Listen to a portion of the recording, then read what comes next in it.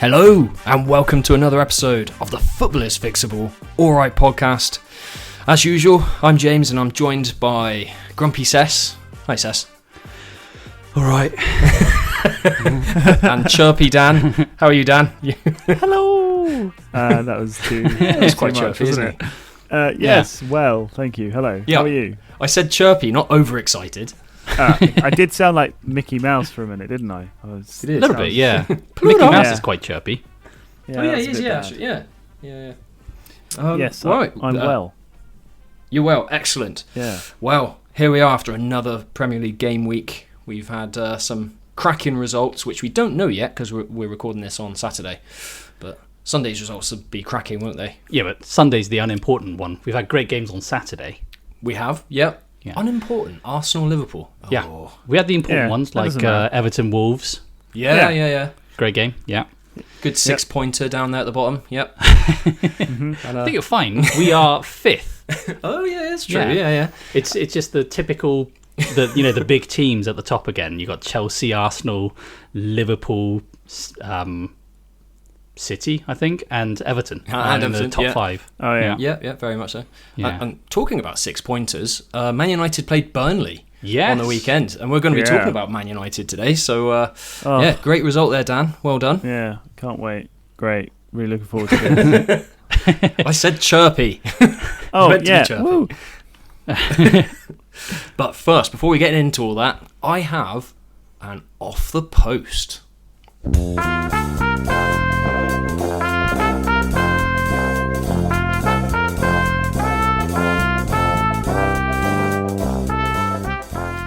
Right, so this week on Off the Post, guys, I've got some brilliant comments following Man United's midweek Carabao Cup tie against Grimsby Town. Oh, yes. Oh, Is it- can't wait Dan's- to hear. God, who's going to have to... You're the chirpy one here, Sess. I mean, come Yeah, on. Did- I've Dan, I've give me a actually break. not been... How am I supposed Man to be United- chirpy after this? Come on. It's your I'm character. human. You're meant to be chirpy. I'm that's not what some the plan chirpy is. bot. I'm not some like AI. I'm a real man. I'm a real boy. I'm. Yeah, but it must have been nice for you to play at your level, against Grimsby for once. Otherwise you'd have to be playing against the top teams. Yeah, I Well, mean, it's I nice to suppose- go into a game where, you're quite evenly 50-50. balanced. It's Well, apparently not. Apparently we weren't. No, that's true. Yeah. So, yeah. Well, anyway, really it was a reaching. cracking game, cracking result, and obviously Onana got the headlines again. But off the post segment of this week is kind of his performance, not just in the game, but after the penalties as well. So I've got some great comments from some of the fans after this. Right, Oh, yeah. So I want you to let me know what your favourite one is. So Onana couldn't save a Word document was one I liked. Which Yeah, was pretty that good. is- Yeah. How Onana is a professional goalkeeper to Manchester United needs to be studied, another said. It's not that funny. That's just... Which is, yeah, fair. All right. Yeah. Onana's gloves sponsored by Dove. Oh, yeah. The Dove soap. 99% slip guaranteed. Hey, yeah. I love the creativity with all the, Apart from the second one, that wasn't creative at all. Oh, okay then. Yeah. We can edit that one out then. No, I'm leaving that in for That your was- shame. Oh, okay. That was a Can I bring classic, in- like, clipboard joke. Like, I can imagine data analysts seeing that and going, ha ha ha ha ha ha ha. Well, okay, here's another one then. What do you think of this one? I love watching Onana. He has really perfected the false one role. Ah, Get it? false Okay. one roll. False Yeah, nine. that's You get good. it? Ah, Yeah. it's even better now. Now that you've explained. That was a proper League 2 scrap. Fair play to both teams was another comment. It wasn't Onana specific, but then another one was No. Onana went to put his head in his hands in disbelief after the game, and he missed. Yeah. Yeah. That Yeah, one's up there. I like That's that. got to be up there, isn't it? Yeah. I like it. And- I read one. Sorry to cut in on your segment here, James, but I thought I'd share this one. I did like one. Onana could walk into Tesco with a club card and still not save anything. That's brilliant. Yeah, I'll allow Yeah. that in my segment. Yeah, love Yeah. it. Thank you very much. So, for this week, that's our Off the Post. So it's not really been a kind week again for Man United or Man United fans, really, has it, gents? It's been funny for us with Dan in the group. He goes suspiciously quiet, doesn't he, whenever this kind of stuff happens? Yeah, it's almost like the signal is kind of like gone or something. Yeah. I don't know. You need to get that phone fixed, Dan. It's good that you were busy around that time, to be honest, wasn't it? The thing is, I work so hard to pull off this like real nice guy, happy persona, and when things aren't going well, all of that goes out of the window and it's just gone. And I'm like Jekyll and Hyde in that moment, and I don't really want people to see the monster. I'm like, I suppose it's just been a very recent 12 years that you've been like this. Yeah. But only on the weekends, you see. So when the rage happens, I go in my cave, in my little anger troll cave, and then after the weekend passes, I get over it, and then I'm able to talk with some modicum of decency. Oh, I see. Yeah. I do worry though. So for this week's episode, are we going to be looking at fixing Man United, or in particular, what I'm really worried about is Man United, like future generations, like Man United fans?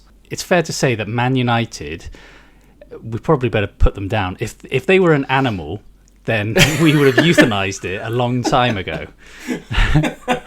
Just to put an end to the suffering, isn't it? Really? Yeah, really. I think Can we do that with the fans as well? Yeah, I think we need to look at the fans, because the fans are the ones listening, 3 of them. So I think it'll be good to fix them instead of United, because they're just too far gone. Oh yeah, that's it's almost like the lost cause. We need.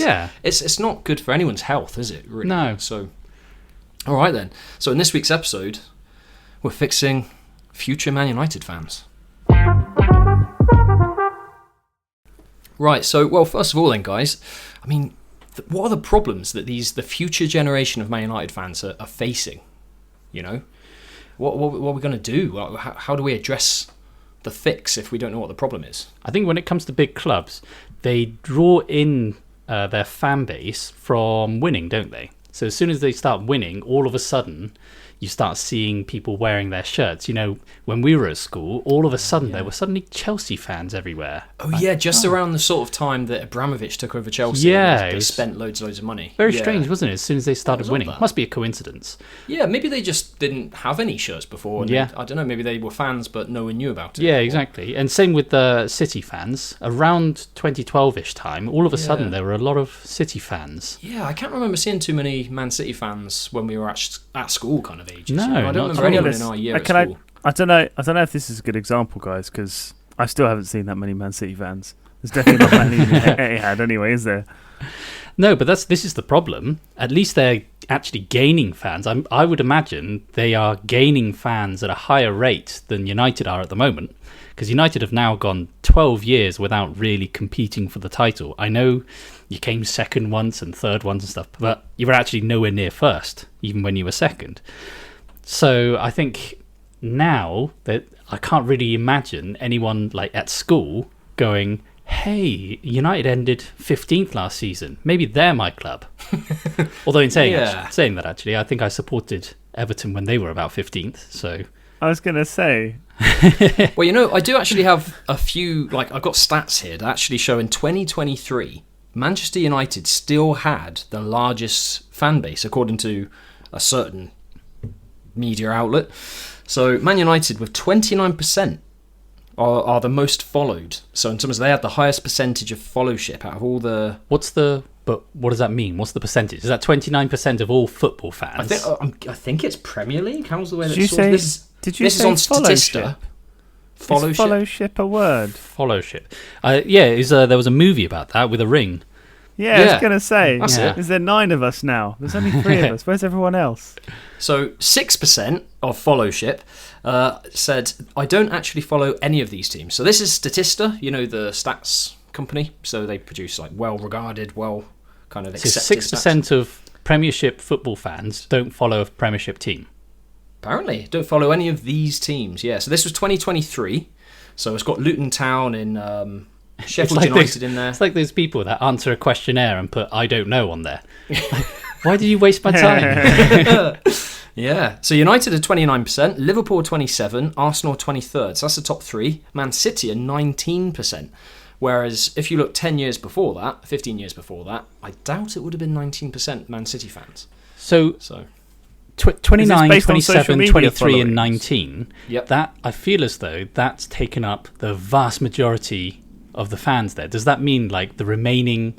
I mean, doesn't that must be 100%? Well, it does drop down a lot. So yeah, that Chelsea is 17%, and then the last of the apparent big six. Uh-huh. Any thoughts? Spurs. They are next with 11%. So then it goes down to single digits. Newcastle with 9%, then Aston Villa with 7%. That doesn't make sense. But that's not 100%. The top four probably makes up 100% anyway. I don't understand this percentage. Wait, hold on. 29 plus 27 plus 23. That's 27 like and 23 is already... Hold on.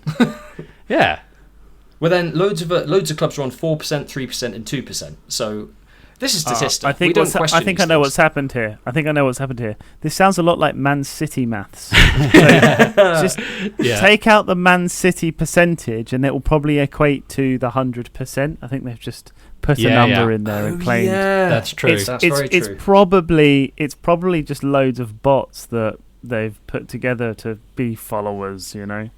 Well, this is the thing. And then I've got another chart, which is social media following. And it's not just the Prem, but Man United are the highest Prem team in that as well. So top side, any thoughts? This is across Man United. Europe? Oh, okay. You've already given the answer. So. No. So it's not a Prem side. United are the top, but they're third on this list. So the top two... Barcelona and Madrid. Indeed. So Madrid are top, yep. So across all the followings, the total number, and United are third on that. Man City are fifth by the looks of it. Wow. So across all the social media... Not real. Not real. I don't believe that figure. You think the last 10, 12 years, like Cess was saying, the trophies they've won, it's around the world, new generations are going to be following those clubs, aren't they? Yeah, so, I'd imagine so. Around the world, definitely, yeah. Yeah, that's the thing. So it's not just the domestic side of things. Around the whole world, they're just seeing Man City with so much success over the last 10, 15 years. Those Man City followers online are about as real as their sponsors. Right. Dan's comments do not reflect the thoughts and feelings of the whole podcast. But the problem is, this actually kind of leads me on to my next thing, which is entitlement. Because I think Dan's comments actually highlights the entitlement that United fans have. And I think you can appreciate that, James, because you don't support Man United. I don't support Man United. So we can actually see things clearer than Dan can. In the same way that if it's about Arsenal... Dan, we would completely negate any opinion that James has, because we know that's just going to be all rose-tinted Arteta glasses. Yeah, that's true.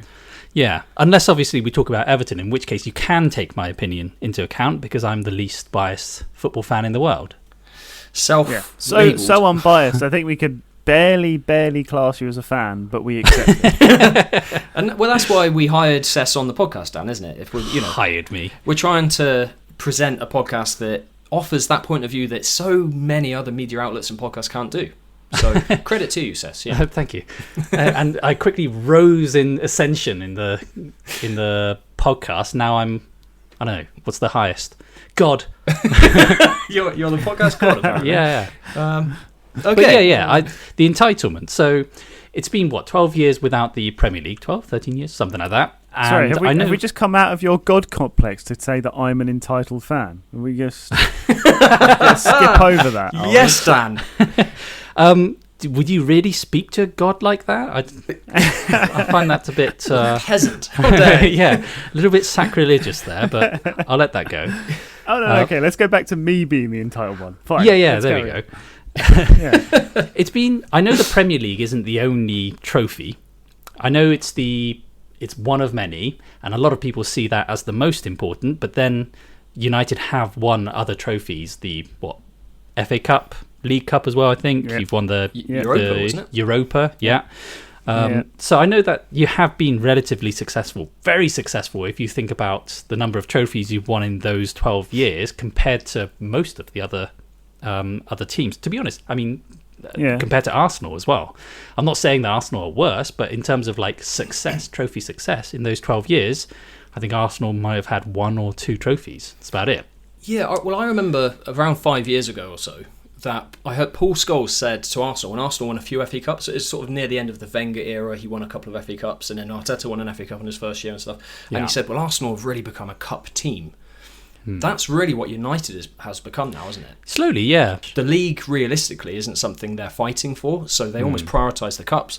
And it kind of overshadows what's really going on at the club, because you get banter from United fans, oh, we've won more trophies than you have, and all that kind of thing. Was actually, is that success, is when you look at the teams... I would still see it as success. The problem is the whole entitlement thing, because I think because they're known as the big club and have the fan base... they see themselves as the big club with lots of money. You don't really have much money anyway. You're getting into financial problems, treating your not only just your fans, but actually people that work for the club badly. And I just don't see that as something worthy of entitlement, just because of history, Yeah. And another thing that I'd like to bring up with Man United, what part of the problem is the spending. So they're spending like a Big Six club. When are they really? If you look at the Big Six spending, United are actually up there. Their net spend is over $1 billion in the negative. So you spent more than $1 billion. That's more just than in you've actually salaries. generated. That's just in players, right? Transfers. Yeah, this is transfer spending. Yeah. When you compare to so Chelsea, our revenue is still like the third highest in world football, though, isn't it? So yeah. Well, I'm sort of saying you're spending like a big team still, which is actually our revenue is the highest of all those Big Six clubs. Yep.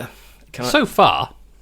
So I want to say, so you're spending like a Big Six team, which is giving the fans the feeling, perhaps of that entitlement, that they're entitled to be winning.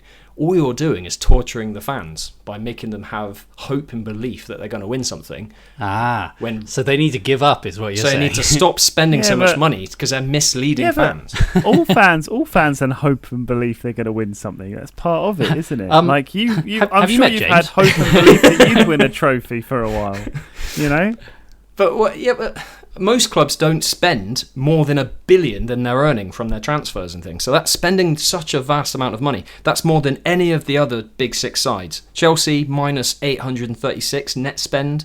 Man City is 695 million. Did you just say Chelsea are minus 800? Oh yeah, minus 836 million pounds net spend. Yeah. So they've made 836 mil. Well, their spending, Chelsea, is 1.97 billion pounds. Their income is 1.13 billion, so that gives them a minus 836 million net spend. So it's not minus 800. So it's not a minus net spend, is it? It's a net spend of 800 and something. Yes. Yeah. Oh yeah. Yeah. I was wondering, how did they manage to make 800 million? Well, that's a good point. I mean, one thing I would say is I think Chelsea are a hell of a lot better at selling players than any other club I've ever seen.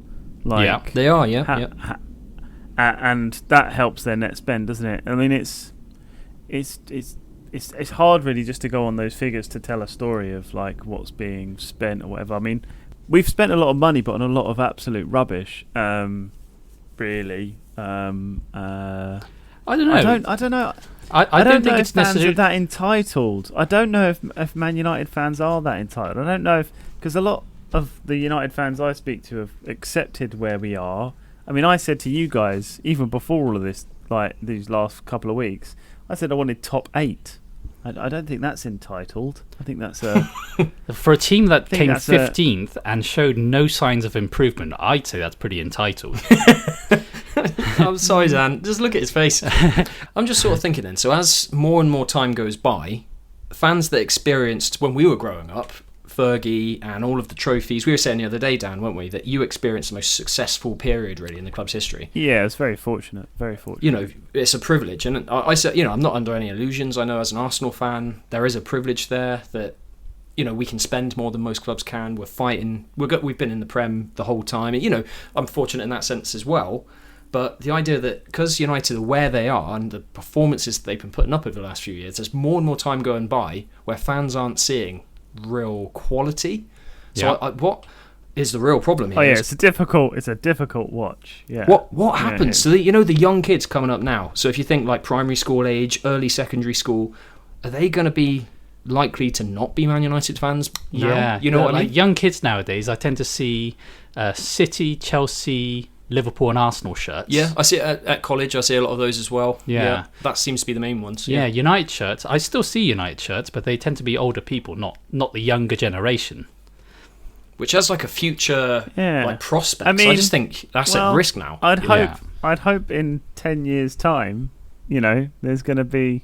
This isn't like we're going to be this level forever. Do you know what I mean? There's the entitlement again. It's so entitled. I know. I think it's quite scraped difficult. a win against Burnley. They lost against Grimsby on a penalty shootout, and there's Dan going, "Oh, we should be up there within 10 years." Why should you be? It's bonkers. Well, isn't it? when your club has the third highest revenue in. Oh, here we go. When we have lots of money. It's true. Yeah. If that's there, you have a better chance than anyone else to compete, don't you? Is that right? And you're spending. So we're going back to the numbers as well. So there's, at the as moment, I said, the entitlement. As I said, the amount of money, the spending, because of the money that you're earning, it's misleading fans. You're setting them up to if you think about this whole thing, money brings you success. We can point at United, obviously, and it's not true. No, I didn't say it brings you success. I said it makes you get it more easier chance, and it increases your chances. More chance. We However, have a better United chance. are very low down now. Everton spent a lot of money, and we went even further down. We did better without money. Newcastle got stopped in spending money by PSR, and they won a trophy for the first time in 70 years. Yeah, that's you got Aston Villa who couldn't spend too much money last season, and they had to get loans in and stuff, and they ended up in the Champions League slot. Was it Champions League or Europa? A European spot. Yeah. You got Crystal Palace that didn't spend any money, and they won a trophy. That was just a brilliant performance from Oliver Glasner down there. What he's been able to do. Yeah. So I would say that sure, you guys have the revenue and you guys have the fan base and everything. Currently, yeah. We'll see in 10 years' time. But although it gives you a chance, you haven't been able to actually take those chances, have you? No, we haven't.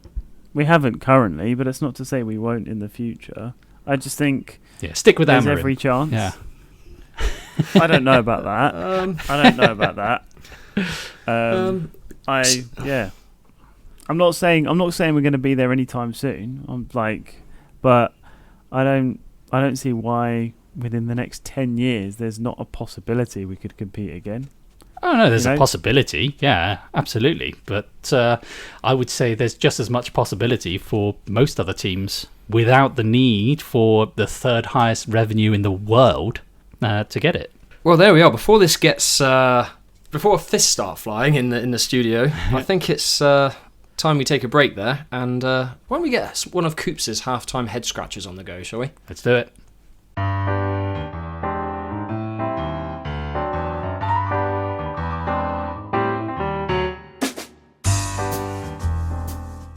Good morning. This is time for your half-time head scratcher. Most football clubs are named after an actual place. Even Crystal Palace is part of London. There are two exceptions to this rule within league football, Arsenal being one. But who is the other, playing in League 2? Find out after the break.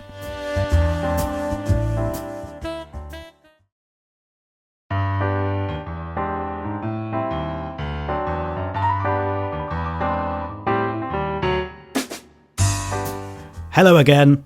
I wanted to know which EFL club is not named after a real place. The answer is, of course, Port Vale from Burslem in Stoke-on-Trent. Yeah, I wouldn't blame you for not getting that one either. There's only room for one club in Stoke. Wow, there we go. Coops at his magic best again. It's brilliant, isn't it? I really like those ones. He's good. Who said we can't learn something every day? But with that in mind, do you have some logic for us, Cess? Oh, yeah. I think it's time for Cess's sense and non-sensibility.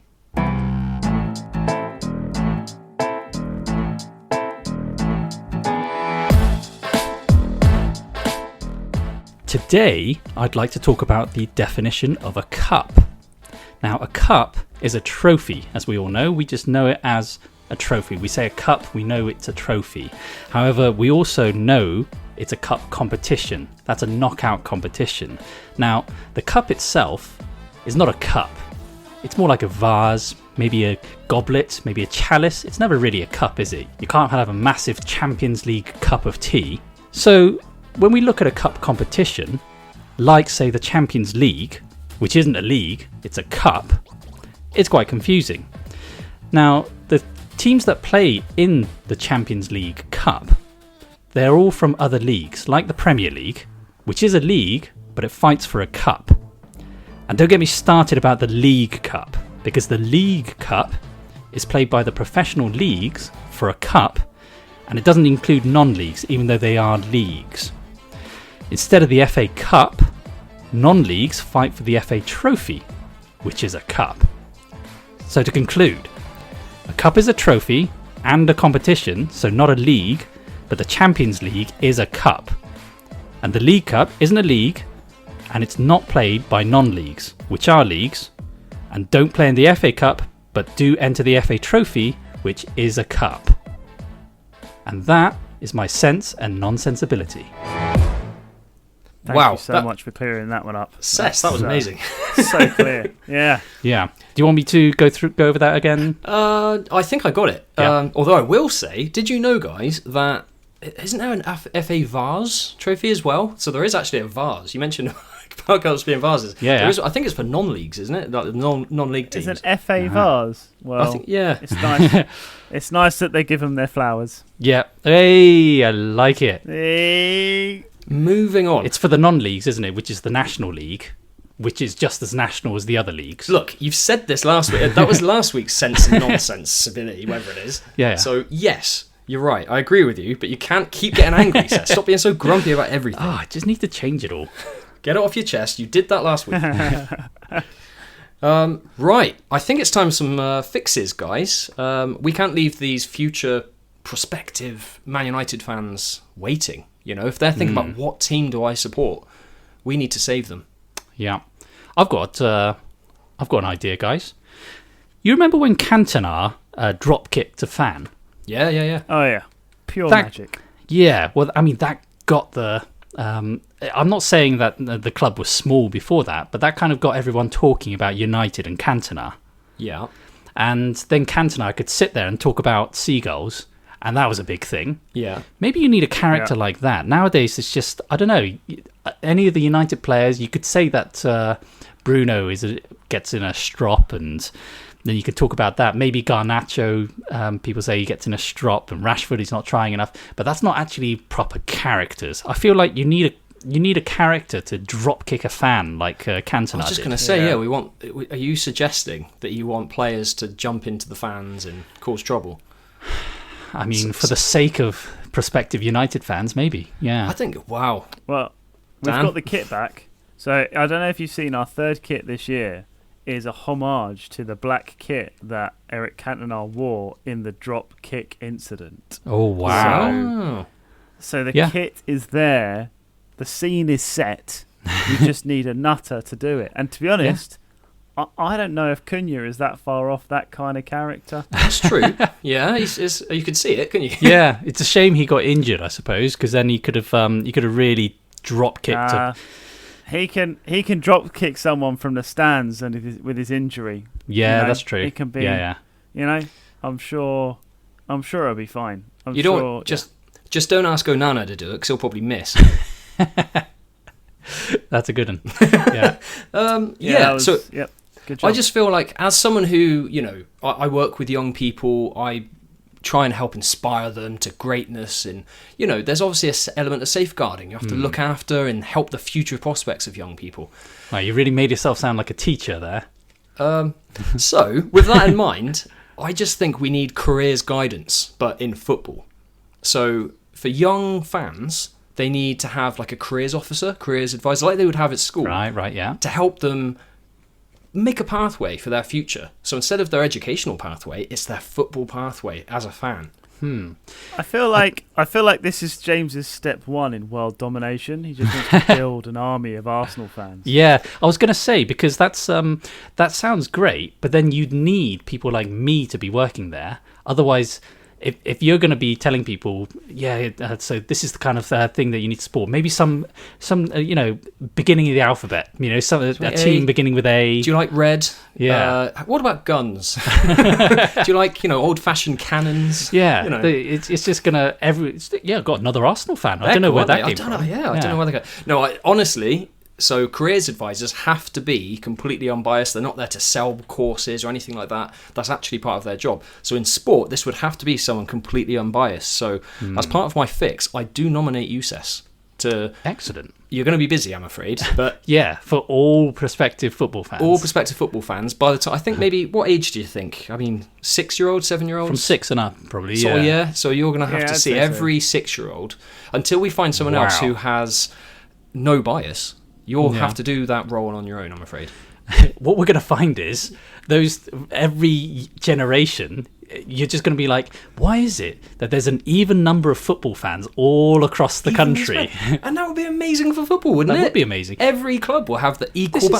This is actually what I was thinking. Why don't we start doing it like all other sports, where it's weird not to support the city that you are either from or you live in?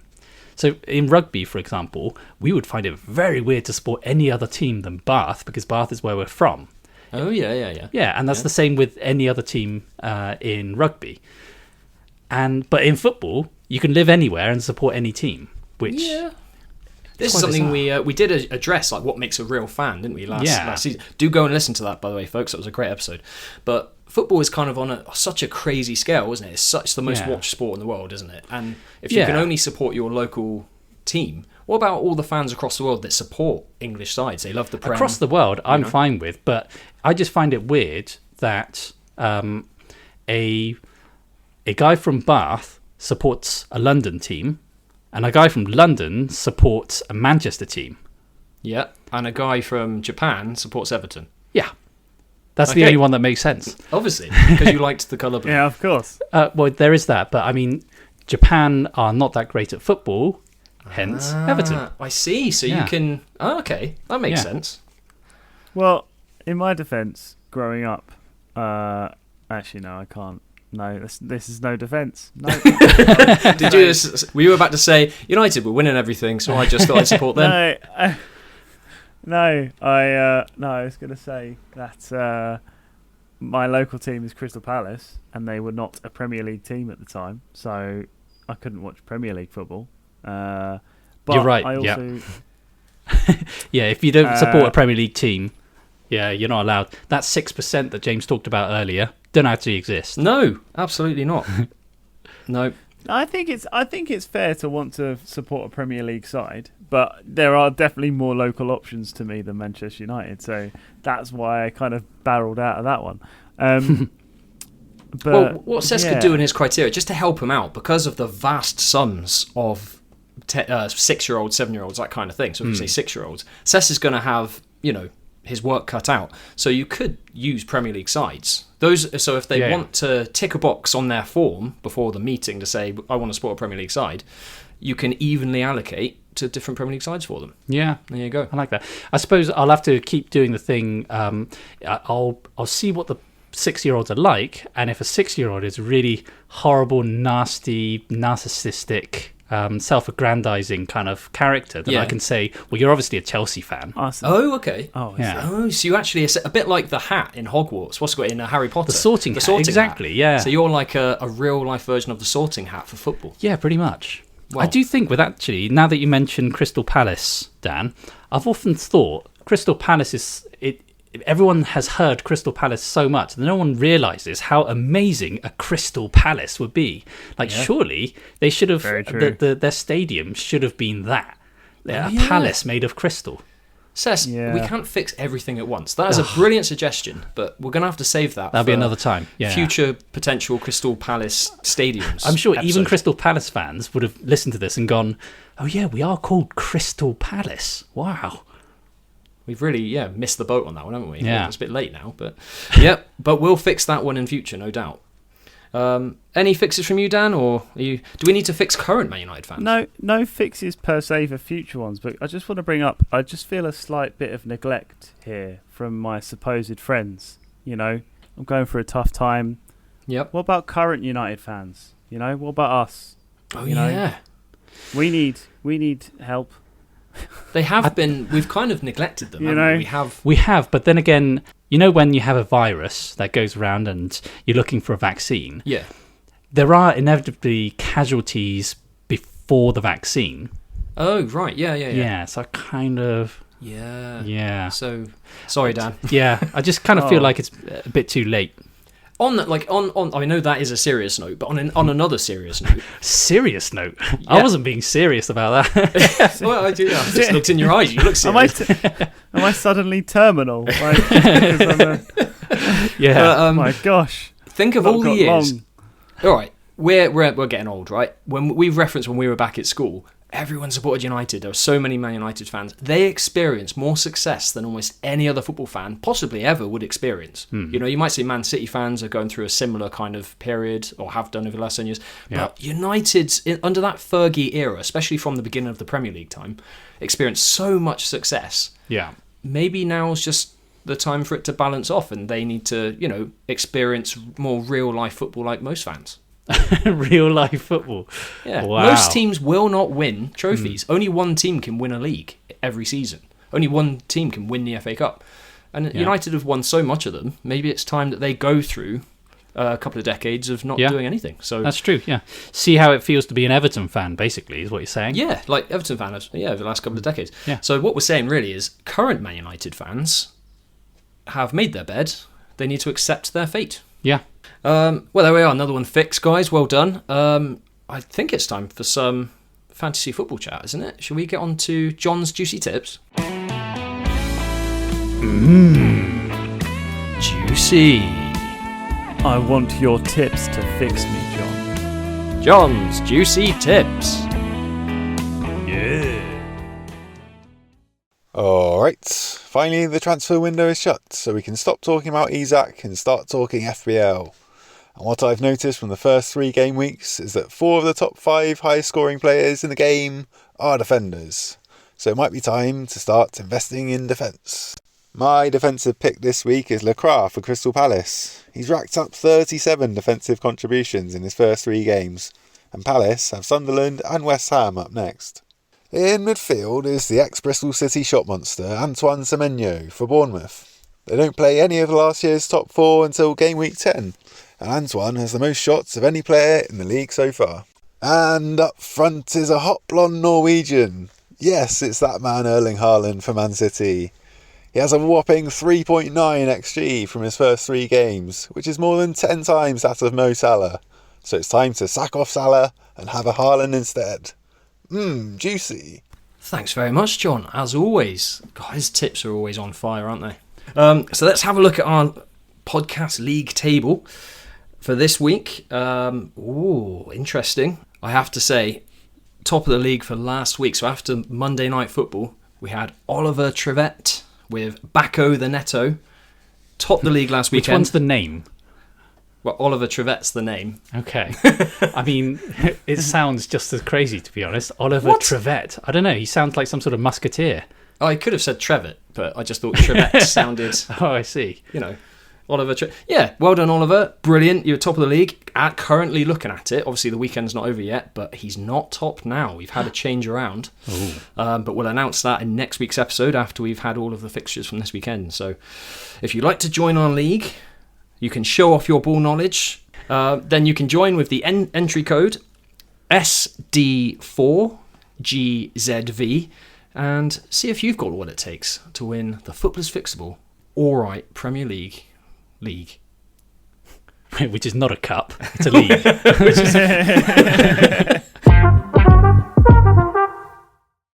So there we are. We've saved the day again. We've saved a future generation of Man United fans. Yeah, and for some reason, I've now got a job to interview all 6-year-olds in the world. Yeah. And not just this year, every single year for the rest of my life. Yeah, well, yeah. Yeah. In fact, I've ordered you a taxi, so it should be arriving any minute. So you best get your coat to get going.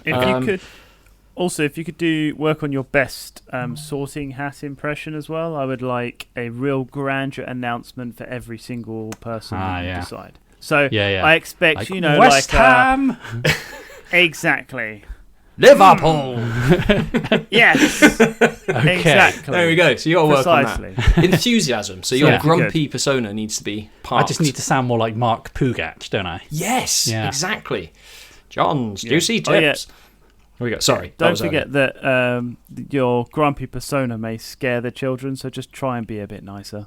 Yeah, you're right, because I'm the grumpy one out of the two of us this week, aren't I? Thanks for listening, everyone, and we will see you next week. Have a great, have a great week. What can I say? All this positive talk about Manchester United's future just makes me so happy. So there we are. Hope you've enjoyed the episode, everyone. Have a great week, and it's goodbye from me. It's a goodbye from me. And it's goodbye from me.